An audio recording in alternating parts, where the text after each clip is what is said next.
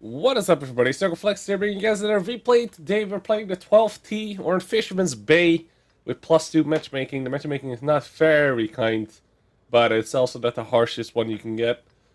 So yeah, the 12th tee. The first things I should probably talk about is why Circon? Why do you have 30 APCR? Call dope. Basically, I would rather have a full set of the same ammo that will allow me to fight against tier 8s and 9s than having 50-50. What you have to realize is that it's a 6-shot autoloader. And the moment you go with like, somewhere around the lines of like 50-50 of the ammo types, you will run into a lot of issues later on into the game. Because you will run out of ammo in this thing. 30 shells with almost no alpha. This is about 135. So the APCR is 202 pen, and the AP pen is actually not half bad. It's 144. It's like okay-ish. Like the T-37 has 150. But because the T-37 has a bit more ammo and it's also not an autoloader, it's a lot easier to use some AP in there as well, and even some HE. I would much prefer it if they would just give the 12D 60 shells, so I could go 30 AP, 30 APCR. And I think that's something they should just do, like, why not, kind of thing. But for the meantime, I'd rather not cut my own hands too much by having some weird ammo loadouts. And yeah, it's a bit fucked. But in the end, we're gonna have to make a decision there at some point.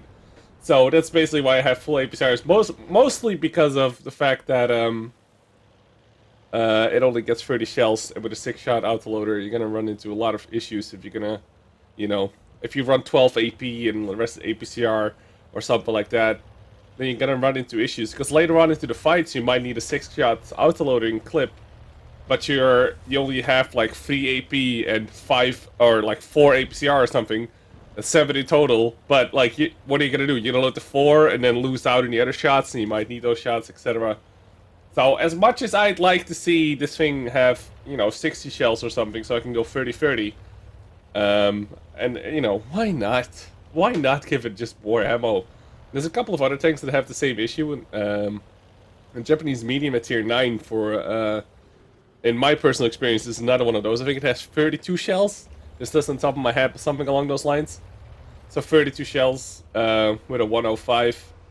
And that's actually one. I think that's one of the ones I have a fade in. I'm not entirely sure, but that's also like not a lot.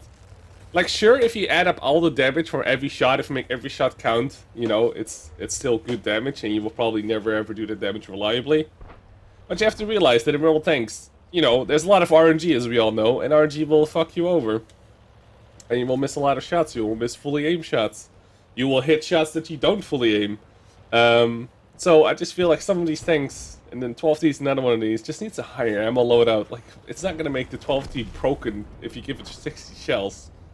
If anything, it allows you to, shoot a whole lot less APCR and be a bit more chancy with your shots and snipe a bit more, instead of just having to wait to make sure that you connect all of your shots. So let's talk about the game real quick. It's Fisherman's Bay, and it hasn't been that active yet. I'm just scouting around the middle on my own. As you should do in the scout, basically. We had some early shots on the Leuve. That spot I took there is a bit risky because people are figuring out that you can scout from there. However, we did put 2 shots downrange and got some damage there. Like I said, the alpha isn't great, and I think the overall damage potential, I'm not really sure. It's like 125 or 135 rather, times 30 shots. So doing like 2k plus is just a really good game in this tank, basically. So we're just seeing if we can have any shots here. We spotted the Type 64. We get a lucky shot that the environmental kill him. And I think due to our spotting, the Tank 1 actually killed the Type 64 on the enemy team, which was also a good player, tier 6. Basically my nemesis here. So we're definitely going to lose the city with the KB85 there, the KB3 being totally out of position. So I'm trying to just get some cheeky shots in here with the Hellcat.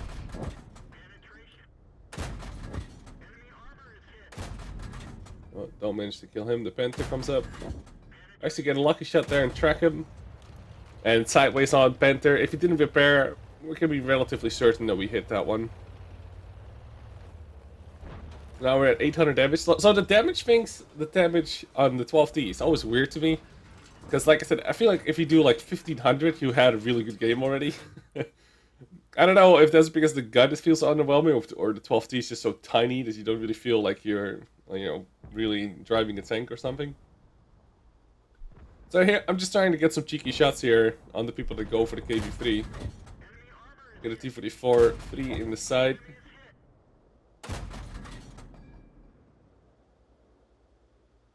And the reason why the aiming is a bit jerky is because it's the server reticle without the overlay. But we do manage to kill him as well. The tier 8, that's a really nice pickup for us. But that flank is basically doomed. There's no way in hell I can save KV3 versus all those tanks. He has an ISU behind him.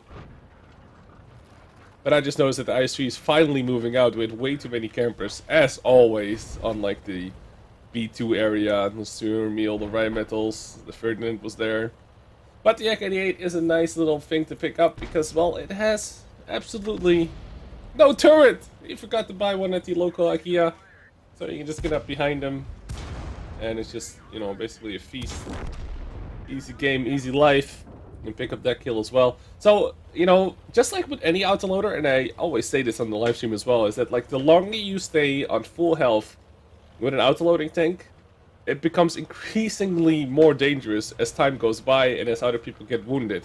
Now, obviously this is true for any tank. Like, if you're full health by the end of the game and you don't have an autoloader, you're also way better. But I feel like autoloaders kind of like double or quadruple or something in power in comparison to non-autoloaders. So as the Ferdinand also could be a really nice pickup. Like, yeah, sure, he can like almost like one-shot us, but as long as he has his back towards us, we can push him shots down range here. Get a really nice roll there, 162. That's probably one of the highest rolls I've seen in the 12T. So basically now I'm just like being some guide dog for my for my team here. The Rheinmetals far behind me, the Ferdinand's far behind me, the IC is behind me. And the Hellcat is being cheeky here, but he's facing a Surmeal in the ISU, but he's on low health, maybe be able to pick him up. And we do, he stood still long enough. Not really sure what his plan was. There's usually always campers, like I said, in B2 and stuff, and yeah, attacking from the A line is a relatively valid choice, but So we got way more tanks than they do. It's 11-6, but most of my team, like I said, is just chilling somewhere. The rival gets spotted on the left. He's still at full health, and we only have 8 shots left. See how fast that goes by when you don't think about it. It's just crazy. So I have to make these shots count, so I aim a little bit more than I used to. And I had 8 shots left, so now I reload into 6, so I have a full clip again. Because I know the Ferdinand is there. I can't kill him, because he's at 1070. And the Rheinmetals is like over 800. But what I can do is obviously still spot. And they also have the 2 artillery left. So Ferdinand gets spotted. I don't think that was my spotting. I think that was the, was it the Rheinmetal on the right there? That's 2300 damage. Plus probably a blind shot on the Panther. You see the Hummel here. Get one shot into him. The Ferdinand's obviously busy with the Rheinmetal, so we have his back as well.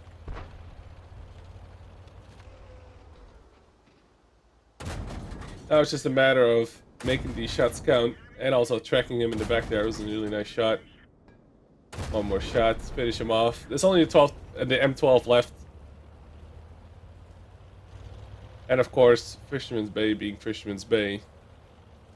Where could he be? We talked about this spot earlier.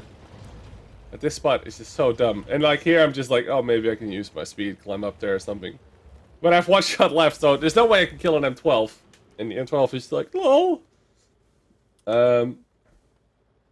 So right now I'm just waiting. So I call out like K0 like a dumbass. Because, fuck that spot, like seriously. But as we'll soon find out, he's even more sneaky than usual. So I'm basically just waiting on people here, hoping that they will not full cap, because the Ferdinand is full capping. Rheinmetal's here. I'm looking to take him out in 1 shot. So I'm just saying, like, I'll take the hit, just come with me. Like, I can go forward, so you can kill me, that's whatever, and then you can guys kill him. So the game will be over. And we have killed everyone instead of capping. But, turns out, he's over there. That's, I think, one of the first times I've actually seen an M12 there. But luckily, our artillery is also still alive. And I don't think he can do much from there. But he gets destroyed by the Russian artillery piece. And yeah, that was a pretty damn nice game. Let's take a look at the post-game stats. Almost doing 3,000 damage there. Alright, so real quick, the post-game stats here. Obviously nice. We got the Orlux medal, which is targets must be at least 2 tier higher than the enemy than the player's tank, so killing tier 8 to my tier 6.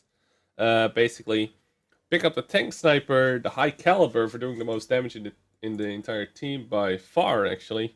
About 1,200 more than the tank destroyer at tier 8. Getting about 1,506 XP. Almost getting a top kill. A top gun. And obviously we lost some money, 20k for shooting, well, basically full prep. We didn't even use any consumables. We didn't use any food or anything like that. And we didn't take a single hit, so we didn't have to repair our vehicle. And like I said, just to come back to this a little bit, is that I would love to see this tank just get a little bit more ammo. And I'm sure there's more tanks out there. Like I said, the Japanese tier 9 medium is another one of those contestants, if you ask me. Would love to hear your thoughts on that. And your thoughts on the 12T in general. I feel like it's a bit... it's still not as good as like a T-37 or something, but it's, you know, it's quite alright. Definitely not as bad as you might think, considering, well, the ELC AMX is basically a god, and the 1375 is god-awful. And I guess this one kind of sits in between of that, and it's just, you know, it's an alright tank.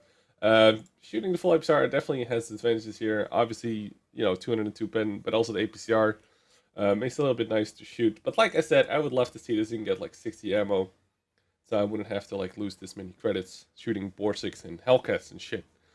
Anyway, hope you guys enjoyed this little replay. As always, check the rest of my YouTube channel out. Subscribe if you haven't already. I'll catch you guys in the next one. Peace out.